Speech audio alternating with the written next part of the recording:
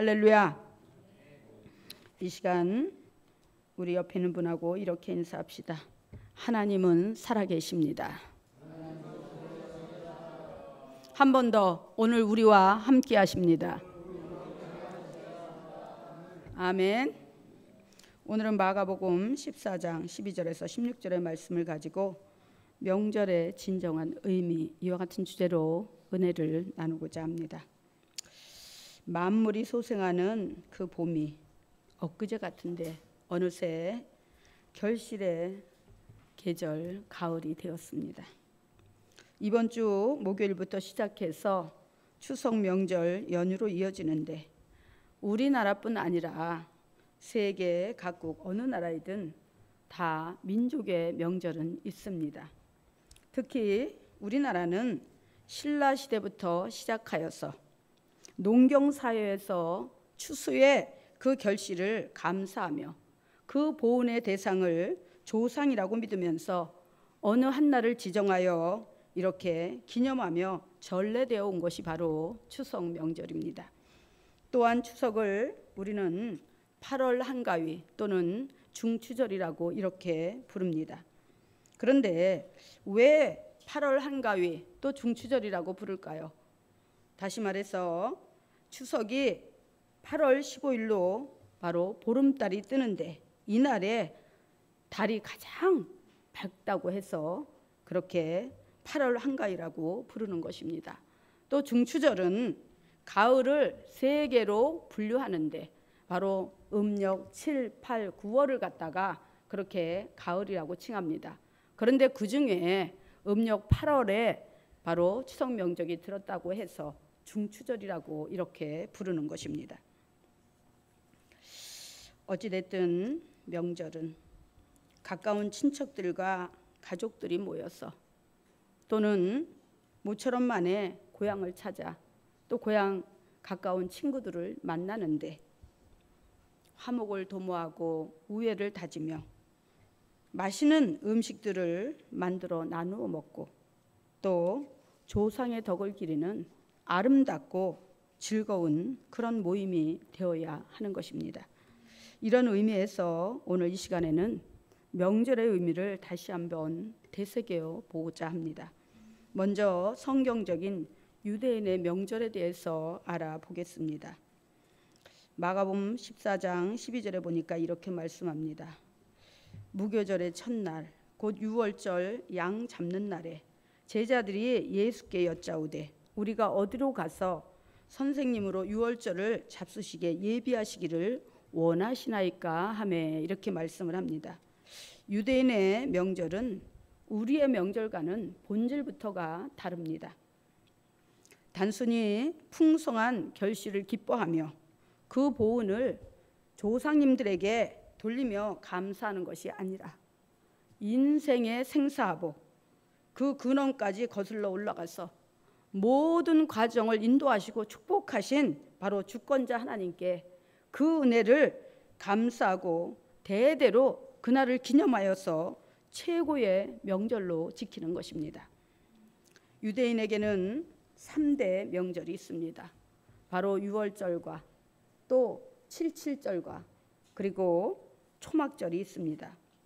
우리가 잘 아는 유월절은 이스라엘 민족이 광야에서 바로 애굽에서 광야로 나올 때 그 어린 양의 피로다가 어떻게 해요? 인을 침으로 정말 그 애굽의 장자 10가지 재앙을 통해서 그 초태생들은 다 죽임을 당하는데 이스라엘 그 민족만이 한 사람도 동물이나 사람이나 한 사람도 해를 입지 아니하고 그렇게 그 유월절 어린 양의 피로다가 그 사망을 면하고 그리고 하나님의 인도하신 가운데 무사히 광야로 나오게 되는 것을 바로 우리는 유월절이라고 얘기합니다. 그런데 더 중요한 것은 이스라엘 민족이 그 400년 동안에 약 430년 동안에 애굽에 들어가서 노예로서의 삶을 살았다는 것입니다. 그러니 그들에게 바로 하나님을 경외하고 하나님 그 주시는 사랑 안에서 그들이 마음껏 자유를 누렸을까요? 풍성을 누렸을까요? 그렇지 않았다는 것입니다. 그래서 우리도 정말 이 한 나라가 세워지고 또 민족으로서의 그 동질감을 귀하게 여기며 또 연합하는 것이 얼마나 중요한지 알아야 되는 것입니다. 할렐루야. 그래서 그 유월절이 정말 단순한 그냥 어린 양의 피로다가 그 인침을 받고 그리고 이스라엘 민족이 그 애굽에서 광야로 나올 수 있었느냐, 그게 아니라는 것입니다. 바로 이 유월절에는 큰 의미가 담겨 있다는 것입니다. 다시 말해서 하나님이 그 애굽에다가 10가지 재앙을 내리셨어요. 그리고 마지막에 그 장자, 그렇죠, 초태생의 죽음의 그 재앙을 통해서 이스라엘 민족은 한쪽에서 구별을 하셨는데, 그랬는데 하나님께서 그 어린 양을 잡아서 너희는 임방문 설주마다 다 발라놓아라. 그리고 순양을 잡아서 반드시, 그 다음에 한 사람 앞에 하나씩 목을 지어서 그렇게 해서 그 식구수대로 그 순양 어린 양을 잡아라. 그래가지고 그 피로다가 임방문 설주에 발라놓으면 사망의 사자, 재앙의 사자가 그것을 보고 넘어가리라, 이렇게 말씀을 하셨습니다.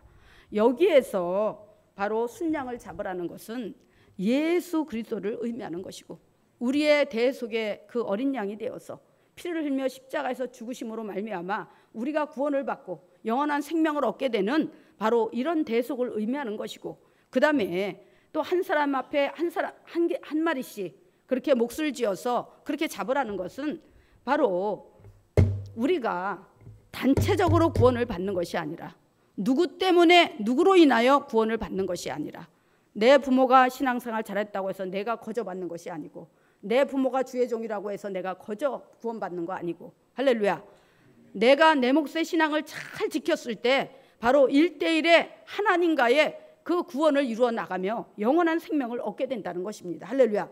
그래서 예수님의 보혈의 공로는 저 사람을 위해서야, 아니면 이 사람을 위해서야, 그게 아니라 나를 위해서 하나님이 나를 사랑하사, 할렐루야, 나를 하나님의 자녀 삼아 주시고 그 죄악의 모든 짐을 벗게 하시고 사망 권세 아래에서 나를 자유케 해서 생명의 나라로 인도하신 바로 철저한 1대1의 관계, 구원의 관계라는 것을 의미하는 것입니다. 할렐루야.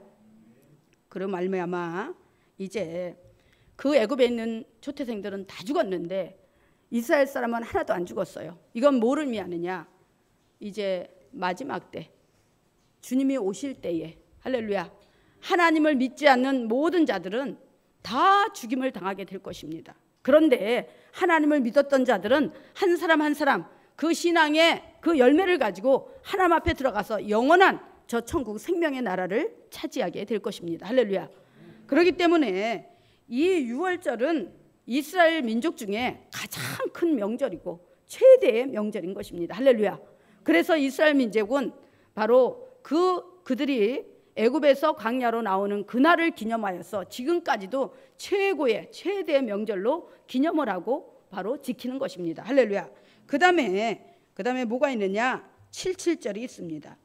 이 77절은 뭘 의미하느냐, 모세가 애굽에서 나왔어. 바로 시내산에 도착하자 그곳에서 40일을 밤낮으로 금식하면서 시내산에 올라가 하나님의 말씀을 받는데, 할렐루야, 말씀을 받는데 이제 바로 이 신약에 와서는 어떤 일이 벌어지느냐, 예수님이 부활하시고 40일 동안 세상에 계시다가 이제 어디로요? 하나님 보좌 우편으로 승천하신 지 열흘째 되는 날, 바로 오순절날, 이날에 그 120명의 성도가 12제자와 함께 마가의 다락방에서 간절히 열흘 동안 금식하고 회개하고 부르짖어 기도할 때에 바로 불의와 같이 갈라지는 성령의 역사가 임함으로 그들 모두가 거기서 성령세를 받고 이제 어떻게 해요? 그 놀라운 하나님의 임재를 체험하게 된 것입니다. 할렐루야. 그래서 그렇게 성령 충만한 능력과 그 은사를 받은 그들이 초대교회를 세우고, 그리고 바로 예수 그리스도의 복음을 정말 강하고 담대한 믿음으로 두려워하지 아니하고 세상에 나가서 많은 영혼을 그 전도하고 복음을 전파하고 그들에게 구원의 은혜를 전할 때에 3,000명, 5,000명이 생명의 열매를 맺으면서 그 교회 안으로 들어오게 됩니다. 할렐루야.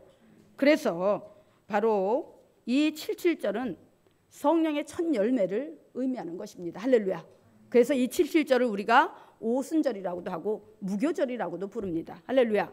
그래서 이스라엘 민족은 이때 이렇게 성령 세례를 받고 영혼의 열매를 맺게 된 이날을 갖다가 두 번째로다가 최대의 명절로 여기면서 오늘날까지 지켜오고 있는 것입니다. 그 다음에 이제 세 번째는 뭐가 있느냐? 초막절이 있습니다. 이 초막절은 뭘 의미하느냐?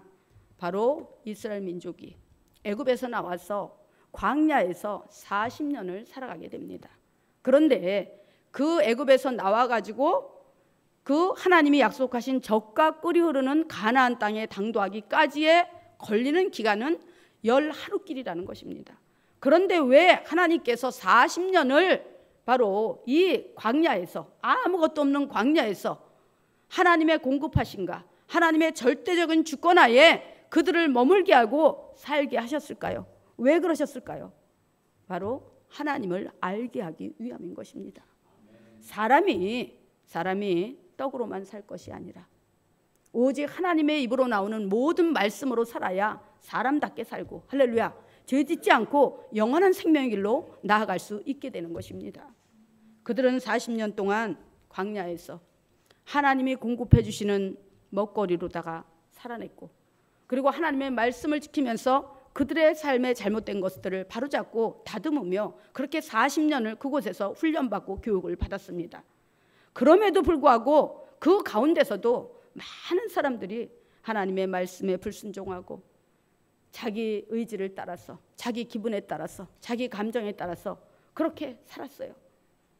순간순간 하나님께서 또 징계를 내리셔서 많은 사람들을 광야 그 공동체 안에서 멸하기도 하셨지만, 그래도 하나님께서는 40년의 그 광야를 통해서 온전히 다듬어져서 하나님의 자녀가 되기를, 그 애굽에서 때묻고 젖어들었던 모든 세속화적인 그런 모든 때와 제약의 허물을 다 벗어버리고 온전히 하나님의 자녀가 되어서 이제 하나님이 예비하신 젖과 꿀이 흐르는 가나안 땅에서 영원히 행복하게 살기를 원하셨는데, 그들은 하나님의 그 크고 놀랍고 깊은 뜻을 알지 못하고 그 40년의 광야를 견디지 못하고 어떻게 했어요? 세상 바라보고 환경 바라보고 사람 바라보면서 넘어지고 쓰러지고 실족을 했다는 것입니다. 이제 그 40년의 광야가 끝나고 가나안 땅에 들어갈 때는 세상에 약 300만 명이 넘는 그런 인구가 정말 그 위대한 장엄한 대열을 이루면서 애굽에서 탈출하여서 광야로 나왔지만 그 중에 딱 2명, 온전히 순종하고 하나님의 말씀을 따라 온전히 훈련받고 그 약속의 말씀 가운데서 소망을 갖고 살았던 여호수아 갈렙만이 젖과 꿀이 흐르는 가나안 땅을 바로 밟을 수 있었고, 그리고 그 광야에서 태어난 2세대들, 그들만이 그 가나안을 차지할 수가 있었다는 것입니다. 할렐루야. 믿으십니까? 오늘날도 마찬가지예요. 오늘날 우리가 신앙생활하는 이곳을 우리는 광야 생활이라고 말합니다. 그리고 세상에는 믿지 않는 많은 사람들이 있습니다. 하나님이 왜 굳이 이 믿음의 공동체인 교회 안에 믿는 사람들을 모아놓고 훈련하고 교육하고 그리고 여러 가지 신앙의 훈련을 시키는가? 하나님의 자녀 되게 하기 위해서 세상 때를 벗고 세상과 어떻게 해요? 연합하지 않고 세상과 분리되어져서 참으로 하나님의 자녀로서의 온전한 그런 모습을 갖추라고 여기서 훈련을 시키고 예배를 통해서 하나님을 만나고 하나님의 말씀을 듣게 하고, 그러면서 세상 사람이 아닌 하나님의 자녀로 인도해 가시는 것입니다. 그런 공간이 바로 이 교회입니다. 그런데 사람들은 이 교회의 가치와 귀함을 깨닫지 못하고 주일도 조금만 무슨 일 있으면 안 와. 응? 그래서 될까요? 그런 사람들이 과연 젖과 꿀이 흐르는 가나안 땅을 밟을 수 있을까요? 저 영원한 사랑과 희락의 기쁨이 넘치는 영원한 우리의 삶의 자리인 저 천국을 밟아볼 수 있을까요? 들어갈 수 있을까요? 천만의 말씀입니다. 이스라엘 민족이 애굽에서 나와서 광야에서 40년의 훈련을 받듯이 오늘 우리가 이 교회에 모여서 하나님을 섬기는 것은 바로 그 강약교회 가정과 똑같은 것입니다. 제가 하나님 앞에 기도했습니다. 하나님, 우리 성도들은 왜 그렇게 변화가 안 될까요? 왜 그렇게 교회 오는 걸 싫어할까요? 왜 그렇게 자기 멋대로일까요? 왜 그렇게 불순종을 할까요? 우리 교회가 너무 작고 초라해서 그럴까요? 제가 너무나 무능력해서 그럴까요? 왜 그럴까요? 그러면서 하나님 앞에 정말 울면서 제가 기도를 했어요. 우리 교회가 세워진 지 20년입니다. 그러면 한창 혈기왕성하고, 그렇죠? 돌도 씹어먹고 그야말로, 그렇죠? 응? 바위덩어리도 들어야 될 그런 힘찬 그런 단계입니다. 아주 건강하고 힘있는 청년의 단계예요. 그렇죠? 20년이나 되었어가 아니라 이제 20살이 됐으면 청년의 때인데, 그러면 뭐가 있어야 돼요? 힘이 있어 보이고, 능력이 있어 보이고, 건강해 보이고, 튼튼해 보이고, 으쌰으쌰 하면서 교회를 세워나가야 되는데 그렇지가 않다는 거예요. 응? 마지못해 와서 그냥 맡겨진 것도 그냥 하기 싫어서 그냥 몸을 비비꼬고 그냥. 응? 오늘 이 설교가 전국으로 다 퍼져나갈 것입니다. 왜? 유튜브에 올리니까. 저는 우리 교회를 폄하하고 비난해서 망신당하고 부끄러움을 당하려고 이 말씀을 하는 것이 아닙니다. 좀 변해보자 이거예요. 그래서 제가 하나님 앞에 간절히 기도하니까 성령님이 그러시는 거예요. 지금도 세상에는 자기 교회가 없어서 방황하는 수많은 사람들이 있다. 그런데 너희는 얼마나 복받은 자들이냐. 하나님이 주신 이 너희 교회가 있으니까 여기 와서 언제든지 와서 하나님을 만나고 언제든지 와서 예배하고 찬양하면서 속상할 땐 하나님 앞에 문제를 털어놓고 의지하고 해결을 받고 이러면서 하나님 품 안에서 하나님과 함께 할 수 있는 그런 이 귀한 장소가 있는데 그 가치를 모르는 자들이니까 그런 짓을 하는 것이다. 응? 교회가 잘못돼서도 너 때문도 아니다. 응? 그렇게 말씀을 하시는 거예요. 이 교회를 귀히 여기고 소중히 여기고 모으기를 힘쓰고 사모하는 자들은 내가 복을 줄 것이다. 그렇지 않은 자들은 복을 못 받을 것이다. 이러면서 성령님이 저에게 말씀하시는 거예요. 그래서 제가 위로를 받았습니다. 응? 그래, 우리 교회는 아주 소중한 곳이구나. 정말 귀한 곳이구나. 정말 큰 교회처럼 시설이 아주 잘 돼 있지 않고 세상 시스템으로 아주 그냥 화려하고, 그렇죠? 응?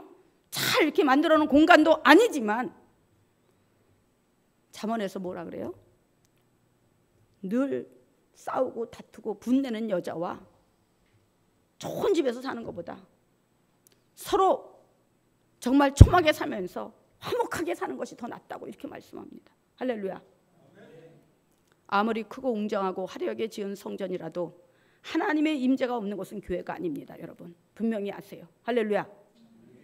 작고 보잘것 없어도 여기에 하나님의 말씀이 온전히 선포되고 내가 언제나 기뻐서 즐거워서 사모함으로 달려올 수 있는 내 예배 처소가 있다면 그곳이 바로 온전한 교회요, 생명이 넘치는 교회요, 살아있는 교회인 것입니다. 할렐루야.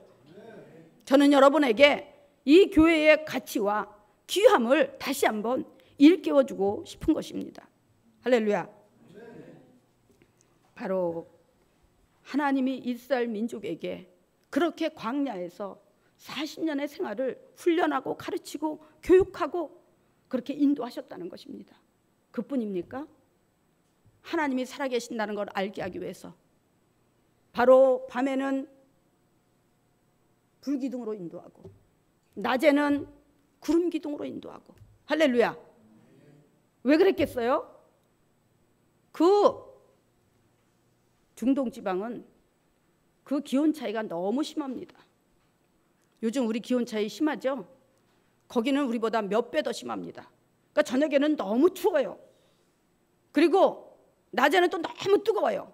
이러니까 하나님께서 그 세세한 부분까지 다 배려하시고 생각하셔서 불기둥으로다가 그들 춥지 말라고 불기둥으로다 에워싸면서 앞에서 인도해 가시는 거예요. 또 낮에는 그 뜨거운 때 앞에 아래 정말 어떻게 해요? 응? 병나지 말으라고, 죽지 말라고 구름으로다가 그늘을 만들어서 구름 기둥으로다가 그들을 인도해 가시는 것입니다. 그런 하나님은 오늘 이 자리에도 와 계셔서 여러분이 어떤 문제가 있는지, 여러분이 어떤 고민이 있는지, 어떤 아픔이 있는지 헤아려 주시고 만져주시고 그 정말 괴로움에 귀 기울여 주시면서 들으시기를 원하십니다. 할렐루야. 믿으십니까?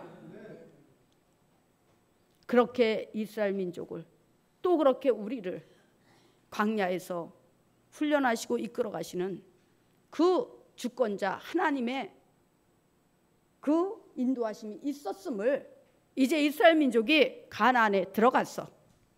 자기들 손으로 이제 땅을 파고 일구고 농사를 지어서 풍성한 곡식을 내고 또 그런 것들을 통해서 이제 옷도 따뜻한 거 입고 싶은 거 마음대로 만들어서 입고, 그렇죠. 음식도 마음대로 만들어 먹고 이러니까 그럴 때 행여나 그것들로 인해서 타락할까 봐, 교만해질까 봐, 하나님의 은혜를 잊을까 봐, 하나님이 살아계심을 잊어버릴까 봐 하나님은 매년 7월 15일 그날은 대속죄제일입니다.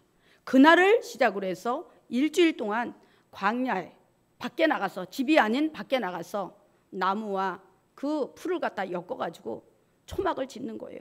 초막을 짓게 하는 거예요. 그리고 일주일 동안 그곳에 기거하면서 40년의 광야 생활을 기억하라는 것입니다.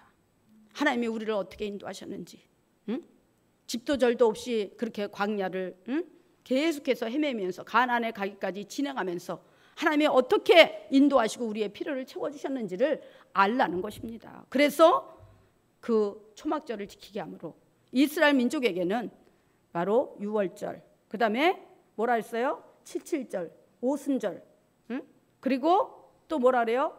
이 초실절, 이 초막절을 지키게 하신 것입니다. 그래서 이 3대 절기가 이스라엘 민족에게는 아주 소중하고 귀하고 큰 명절인 것입니다. 할렐루야. 그런데 우리의 명절은 처음부터 끝까지 바로 어떻게 해요?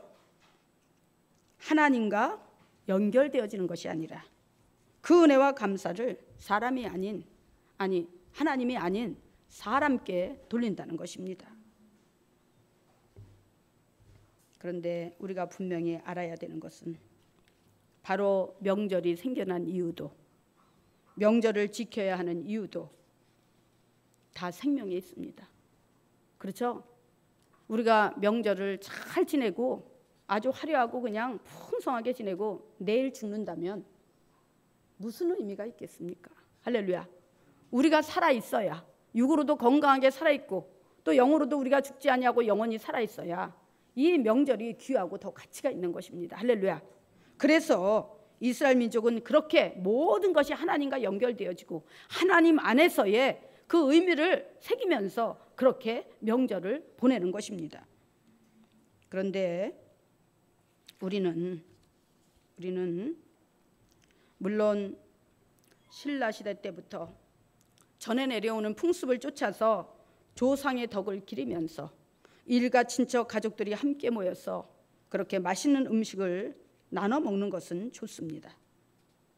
그러나 제를 지내는 과정에서 과도한 물질의 부담과 아울러서 또 준비하는 그 과정의 스트레스로 인해서 화목을 도모하는 것이 아니라 분쟁과 반목이 계속해서 거듭되다 보니까 또 과음으로 인해서 실수를 하고 이러니까 1년에 한 번 만나는 그 귀하고 뜻깊은 시간을 서로에게 상처만 주고 끝나버리게 된다는 일이 비일비재하다는 것입니다. 그렇다고 해서 다 그렇지는 않습니다. 그런데 요즘 예수를 믿는 크리스찬이 아니어도 이러한 일련의 부작용을 피하기 위해서 제를 지내지 않는 가정들이 점차적으로 늘어나고 있다고 합니다.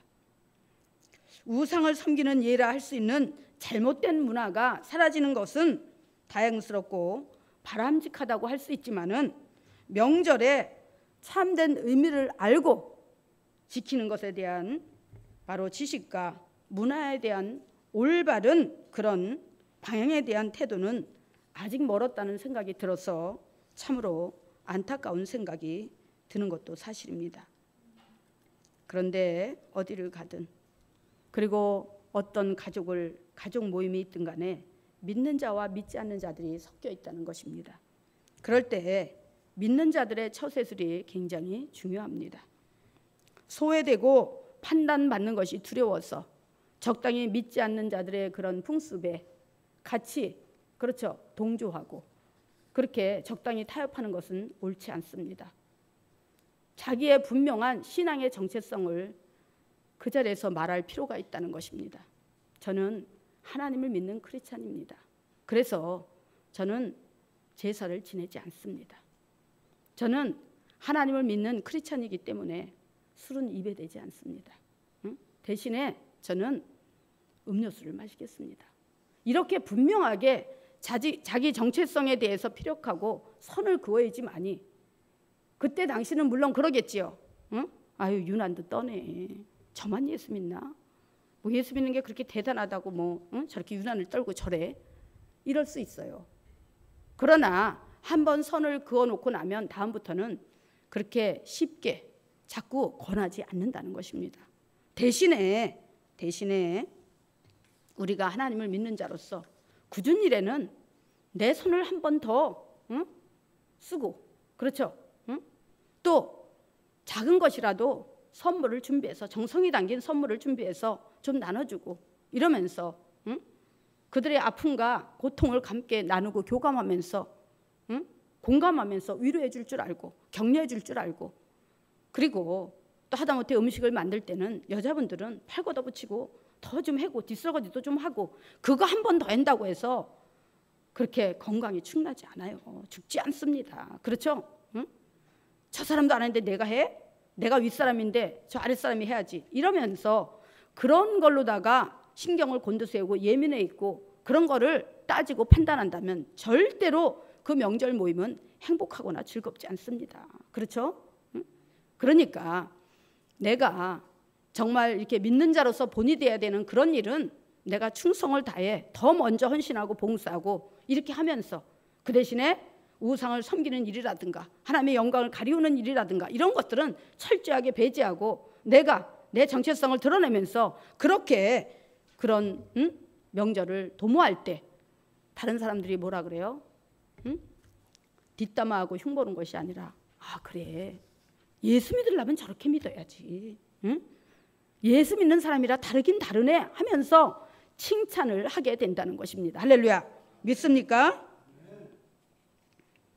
정말 평소에도 믿는 자들은 입으로만 쥐어줘야 할 것이 아니라 아름다운 언어와 진실된 그런 행실로 자신을 통해서 하나님의 위대하심과 존귀함을 드러내야 합니다.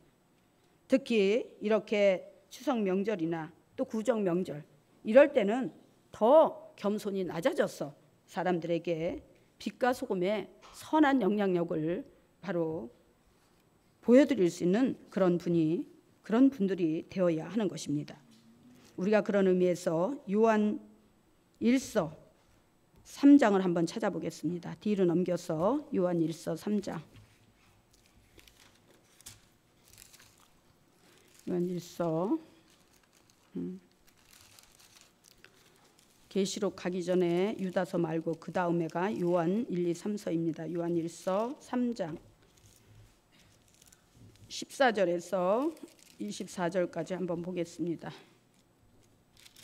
3장 14절에서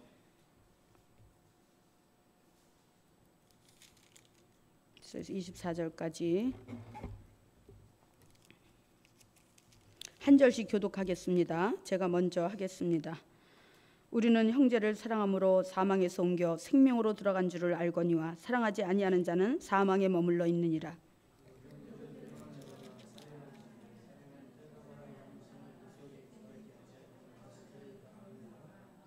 그가 우리를 위하여 목숨을 버리셨으니 우리가 이로써 사랑을 알고 우리도 형제들을 위하여 목숨을 버리는 것이 마땅하니라.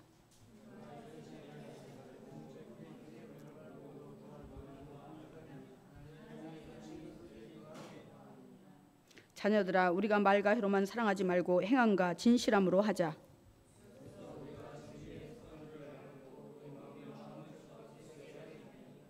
이는 우리 마음이 혹 우리를 책망할 일이 있어도 하나님은 우리 마음보다 크시고 모든 것을 아시기 때문이라.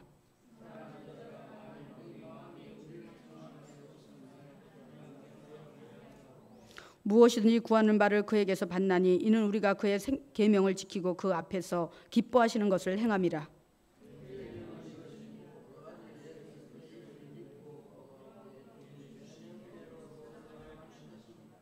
그의 계명을 지키는 자는 주 안에 거하고 주는 그의 안에 거하시나니 우리에게 주신 성령으로 말미암아 그가 우리 안에 거하시는 줄을 우리가 아느니라. 아멘. 한 번 더 바로 4장이죠. 4장 7절에서 10절까지 또 보겠습니다. 4장 7절에서 10절까지 다 같이 합독하겠습니다. 시작. 사랑하는 자들아, 우리가 서로 사랑하자. 사랑은 하나님께 속한 것이니 사랑하는 자마다 하나님으로부터 나서 하나님을 알고 사랑하지 아니하는 자는 하나님을 알지 못하나니 이는 하나님은 사랑하심이라. 하나님의 사랑이 우리에게 이렇게 나타난 바 되었으니 하나님이 자기의 독생자를 세상에 보내심은 그로 말미암아 우리를 살리려 하심이라. 사랑은 여기 있으니 우리가 하나님을 사랑한 것 같이 하나님이 우리를 사랑하사 우리 죄를 속하기 위하여 화목제물로 그 아들을 보내셨음이니라. 아멘. 그렇습니다. 믿지 않는 형제들도 우리가 사랑해야 하는 이유는 피를 나는 형제이기도 하지만은 바로 그 안에는 생명이 있기에 그 생명을 영원히 바로 보증하는 그런 구원의 길로 인도하기 위해서 하나님과 그들 사이에 우리는 사랑의 바로 화목을 도모하는 다리가 되어 주어야 하는 것입니다. 어쩌면 이러한 하나님의 속 깊은 은혜와 사랑을 일찍 깨달은 유대인, 즉 이스라엘 민족은 그 명절마저도 생명 안에서 귀하게 여기며 바로 그 기쁨을 나누고 있는 것입니다. 우리도 마찬가지입니다. 우리가 일생을 살아가면서 가장 기쁘고 행복하고 즐겁고 정말 그런 날이 언제입니까? 그리고 그 이유는 무엇입니까? 저는 어렸을 때 예수님을 모를 때 명절이 최고 좋은 날인 줄 알았어요. 물론 여러분도 그랬을 거예요. 그렇죠? 근데 이제 어른이 되어서 예수 그리스도를 믿고 그리고 예수 그리스도 안에 있다 보니까 내가 웬 은혜요 사랑인지 하나님을 알게 되고 그렇죠? 그 하나님을 만나게 되고 그 하나님을 섬기면서 사는 것이 얼마나 큰 은혜요 기쁨이요 내 인생의 최고의 복인지를 깨닫게 되었다는 것입니다. 할렐루야. 여러분도 마찬가지입니다. 바로 여러분들이 어디에 있든지 간에 또 누구를 만나든지 간에 이번 추석 명절은 정말 풍성한 결실과 만남의 축복을 주신 그 하나님께 먼저 감사함으로 그리고 그 하나님 안에서 내가 이 귀한 명절을 어떻게 보내야 되는지 그리고 내가 속해 있는 그 작은 모임 안에서도 내가 나로 인해서 누군가에게 기쁨을 줄 수 있고 소망을 줄 수 있고 생명을 줄 수 있는 그런 시간이 될 수 있도록 여러분들이 정말 이 귀한 명절을 뜻깊고 아름답게 귀하게 만들어 갈 수 있게 되시기를 주님의 이름으로 축원합니다. 기도하겠습니다.